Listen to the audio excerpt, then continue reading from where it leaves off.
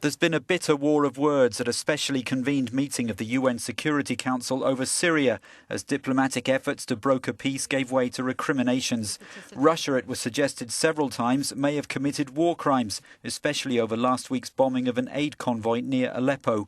Washington accuses Moscow of consistently lying over its support for the Assad regime. When Russia is espousing fiction, we have to call that out.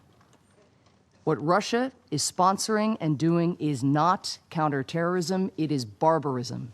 Russia denies attacking the aid convoy, blaming rebels or a US drone. Its ambassador said rebel groups were responsible for the collapse of this month's ceasefire, and bringing peace was now an impossible task. Vitaly Chokin blamed hundreds of armed groups and the US for failing to rein them in. More than 200,000 people in Aleppo have become prisoners of the terrorist groups Jabhat al-Nusra and others, he said.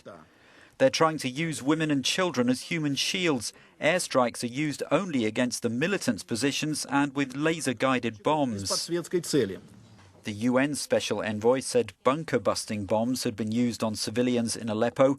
Britain's ambassador also held Moscow responsible for their plight. They are now facing an unprecedented, unrelenting onslaught of cruelty. And it is increasingly clear that it is an onslaught beyond the capabilities of the Syrian Air Force alone.